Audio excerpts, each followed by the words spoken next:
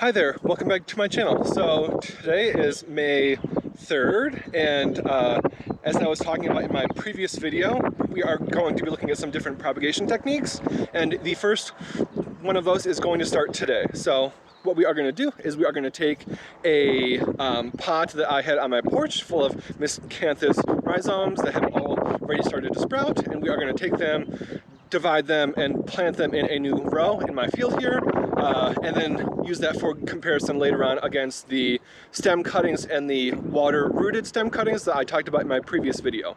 So stick around and I hope you enjoy. So as I was saying earlier, we are going to take and we are going to propagate some of the rhizomes today. So here are the tools that we are going to be using, or that I think I'll need, hopefully.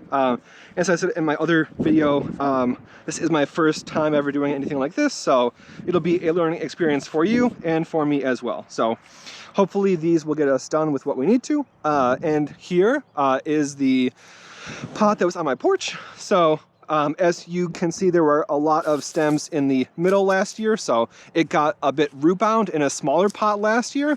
And then near the end of the season, what was in this pot last year is now in the field, and then the smaller pot came into this one. But the issue that we are having currently is that the middle was root bound, so everything is coming up on the outside. That's not ideal, obviously, but we did need some rhizomes anyway to use in our field test, so we are going to use this as our test case for propagating rhizomes. So what we're going to do is we're just going to get into it and see what happens. So as you can see here, obviously the rhizomes have already sprouted. This was in my garage over the winter, and it was a bit warmer in there than it was outside. So what happened is they started to sprout earlier than normal this year. So these guys are actually a little bit ahead even of what is in the field. And typically things are dug up before they start to sprout, but obviously that didn't happen here. So we are going to use these and we are going to see what happens. So let's get into it and get messy. For your knowledge, this thing weighs about 100 pounds, I would say, so it's quite the chore moving it around. So we are just going to start digging in and separating this guy. So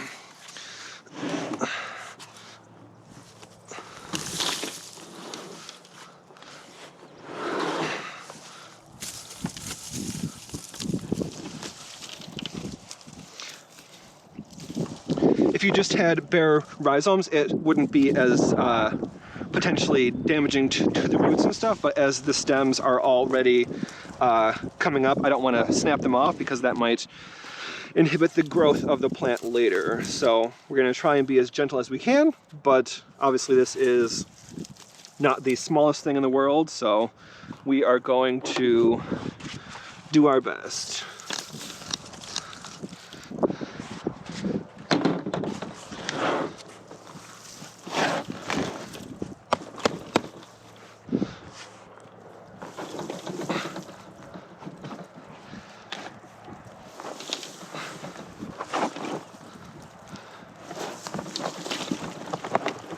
Oh, here we go. Oh, let's not crush everything if we can avoid it. Okay. Whew. So this is why it was root bound. So Miscanthus in general has very, very deep roots, and as you can see here, the roots are basically just completely all over this thing. So this would not have survived likely in its current pot anyway, so it is good that we are going to separate these and plant them in our field. So that is why in general I don't think it would survive terribly well in pots, and after this we won't be having it in pots anymore. We'll just have our field. So we're gonna start uncovering the roots. Save some of this dirt to put back in the holes in the ground so that we have stuff to plant, or stuff to fill the holes after we dig them as well.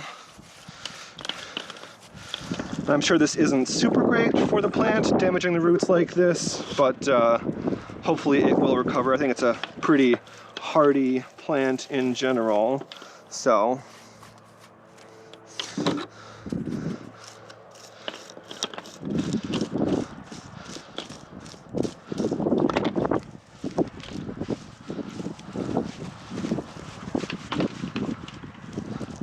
I feel bad damaging the root system like this, but as I said, hopefully, I mean, it wouldn't survive as it was now, so we are doing it a favor.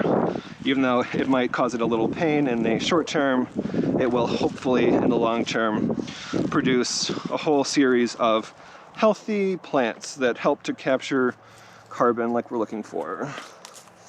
And also, as I said earlier, act as that metric, the control for the stems and the rooted stems that we are going to plant later in the year. So, even though I said that rhizomes are root pieces, which, I mean, would be correct, they are not like true roots like this type of a root. The rhizomes are larger, and like if you've ever seen ginger before at a store, that's the kind of roots, or that is a rhizome. So that's what we're looking for here, is that type of structure.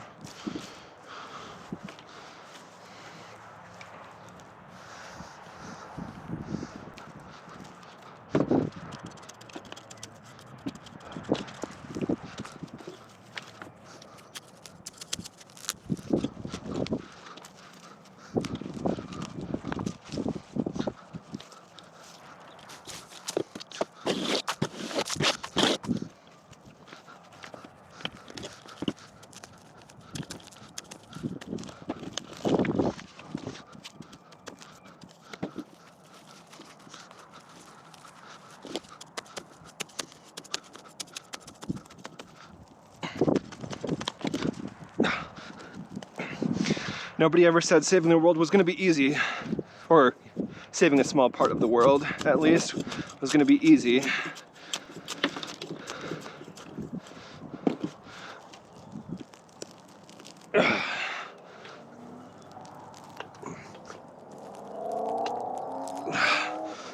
Whew.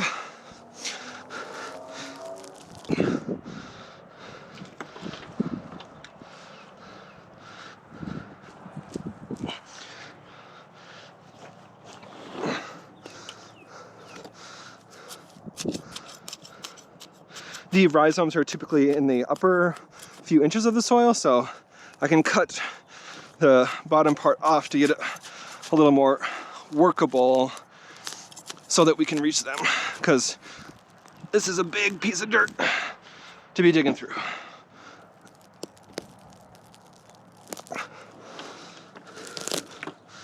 Okay.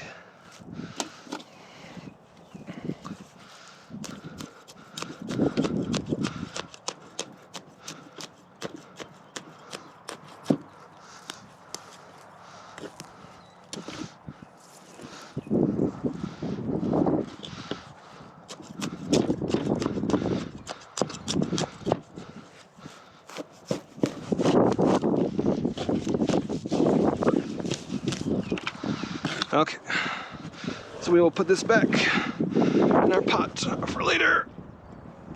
We're down to a more manageable size. Whew. Okay.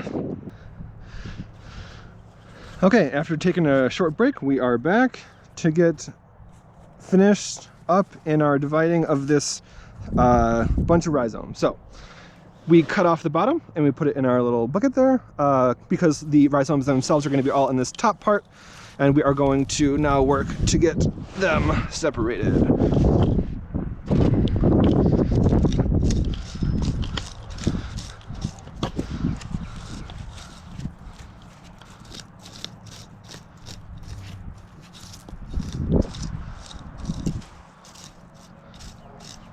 As you can see here, you know, when you're talking about a few rhizomes, like 10 or 100 rhizomes, that's not this type of a propagation would be fine. I mean, even, you know, there are companies obviously that sell these for thousands of rhizomes, but because the desired planting density of rhizomes is between 4,000 and 5,000 per acre, it would get very, very time consuming and very expensive if you had to propagate this way for, you know, 100 acres, 1,000 acres.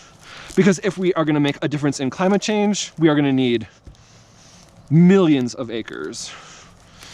But obviously right now we're just on our quarter acre and we are just, you know, taking it one step at a time. But it's always good to keep the end goal in mind when thinking about things.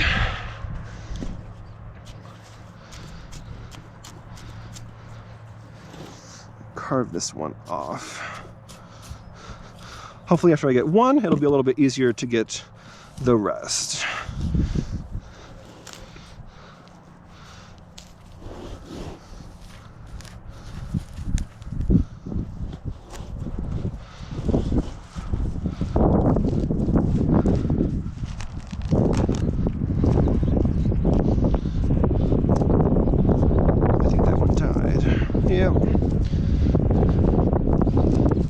Because it was so root bound, there was probably a lot more that were going to come up, but there's only so much room in this pot, so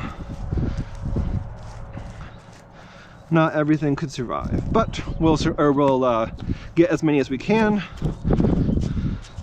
to plant in our field to keep the growth going.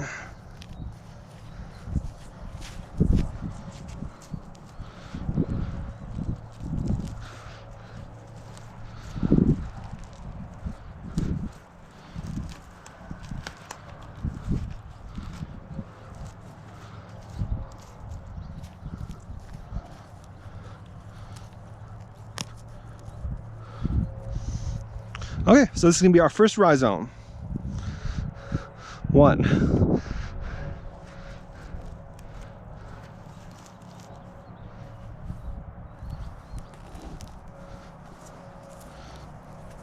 I'll probably only take the ones that have actually started to sprout. So I'm not sure if the other ones survived with all of the root-bound competition for nutrients that was going on in here, so.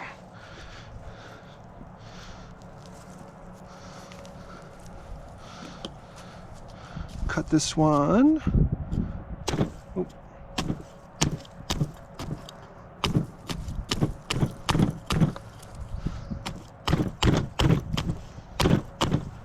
There we go. Two. You can see all of these potential ones that have died, unfortunately. But like I said, we're going to save all that we can save. So, might chop this in half.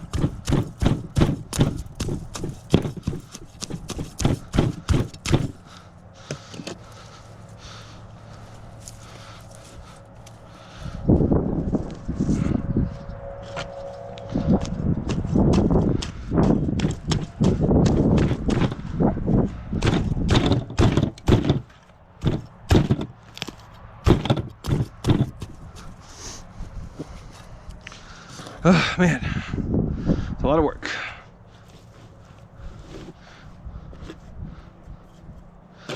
Earlier this year, I was wondering why nothing was coming up in the middle, and I think I answered my own question with all those stems and all this root material in the heart of the plant.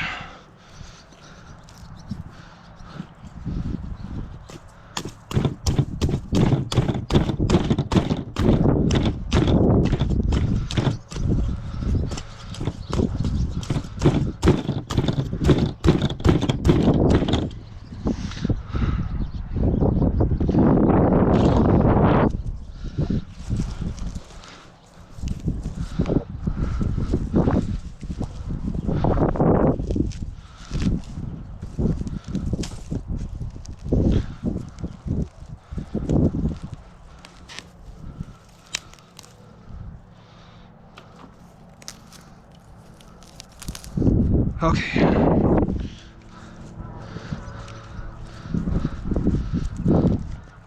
There's another one. I'll probably just plant this entire thing actually, even though I might actually take off some of these dead bits.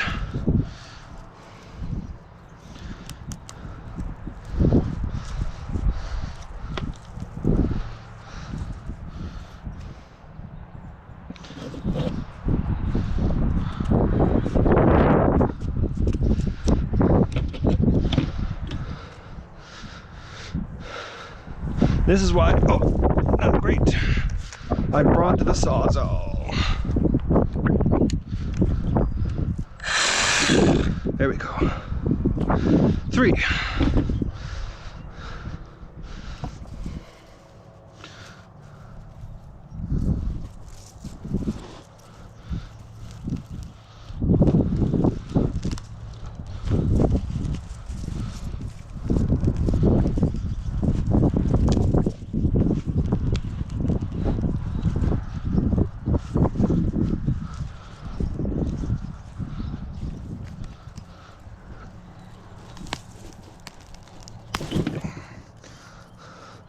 4.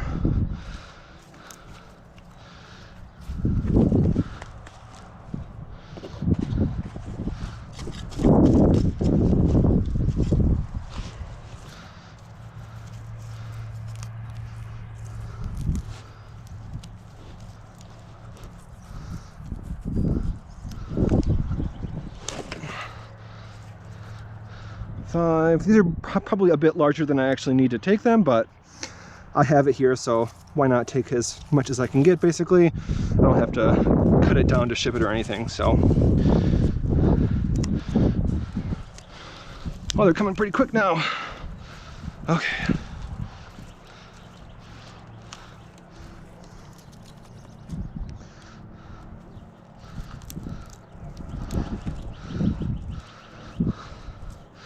Once again, Sawzall comes in handy.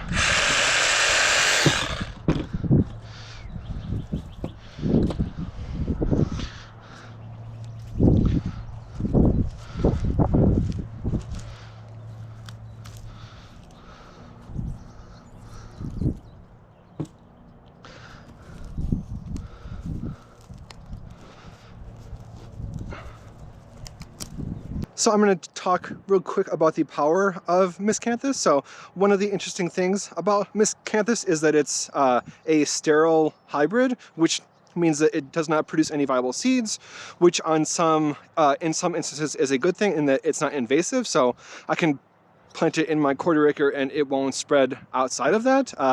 But on the downside is that you have to vegetatively propagate it. So obviously that's what I have been doing here. And as you can see here before you, so I planted one rhizome in basically 3 years ago now. And if you count all of them here, so there's 5, 10, 15, 20, 21, and let's say a half. So in 3 years, one became 21 and a half. So that is the power of it, and that it can produce exponentially. Obviously, as you have seen so far, it's not a super easy thing to do. So that's why I'm looking at using just stem cuttings instead. But for this, it still shows you the power of Miscanthus in that you can plant one rhizome in year 1, and this is year 3 now, and you have 21. So 1 becomes 21, 21 becomes 432, so on and so forth, which, you know, is needed because obviously if we are going to help make some positive impact in the world, we need to have a lot of this. So what we are going to do now is we are going to take these 21 and a half rhizomes. I'm going to set aside 2 for somebody else who I promised them to, but otherwise I'm going to take those 19 and a half rhizomes and I'm going to plant them in our field in a row so that we can watch them grow. So that will be coming up next and should be hopefully relatively straightforward and easy now that I've done it a few times. So here we go. For our planting is this 3-inch, I think it's 2 foot long steel auger and our drill, because we want to make planting as easy and simple as possible. So here was our last planting from last time. So this is our last row that we have. So we're going to go about 3 feet over, as I said previously. This is not cleared or anything, but we are just going to go for it and see what happens.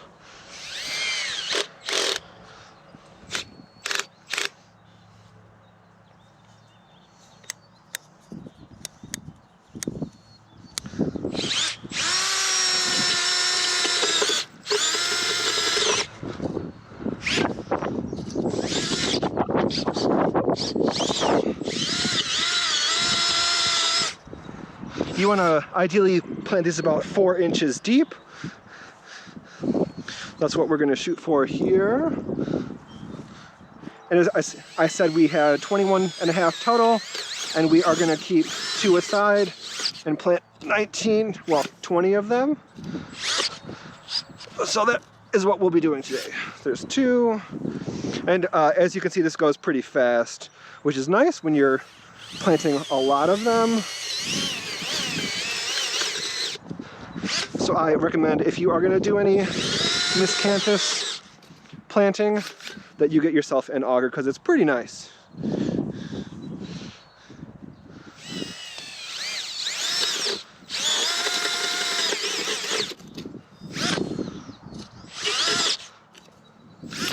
So here we have our 19.5 rhizomes, we have the dirt that is going to go in our hole, and we have our shovel. So let's go plant some rhizomes.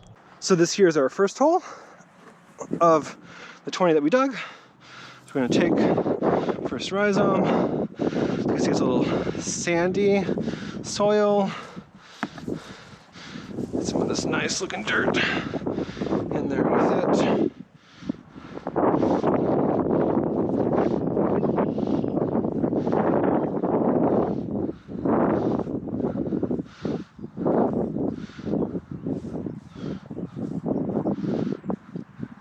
And there's our first one.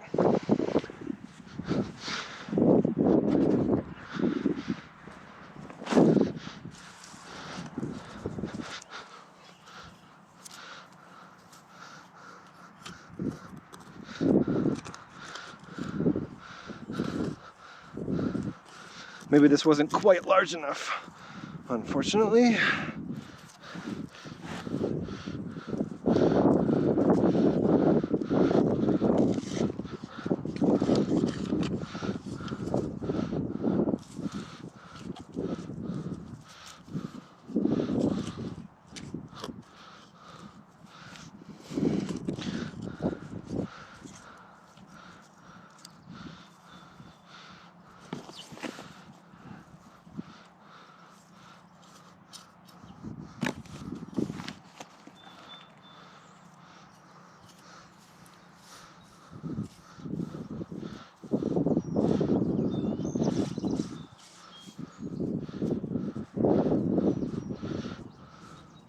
Number 2.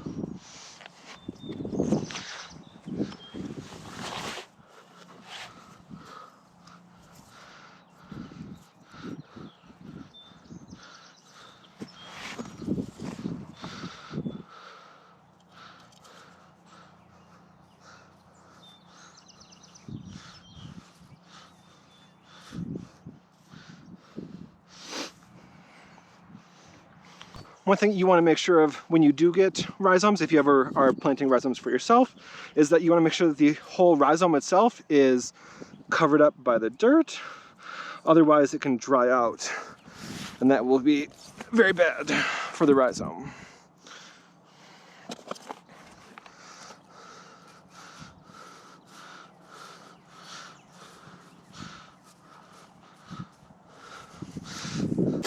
You can see how hard that ground is.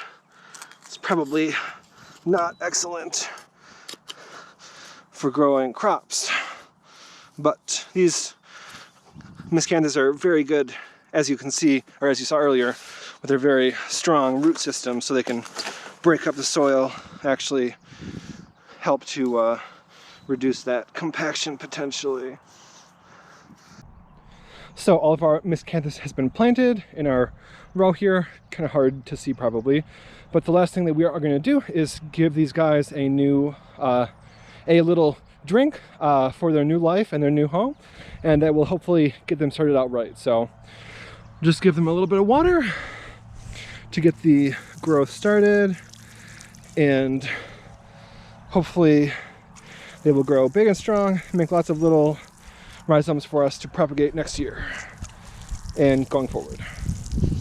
So, just a quick recap of what we accomplished today. We took our pot of rhizomes, we subdivided it into 21.5 rhizomes, we planted 19.5 of those in our field, and we are going to wait and see how they grow and compare them to the stem cuttings that we are going to plant after the stems in our field are long enough to harvest, so probably July-ish, I think, and then also root some of those and plant those as well, and compare all 3 different conditions and see which one is the best. So, thank you for watching this video, and I will see you next time.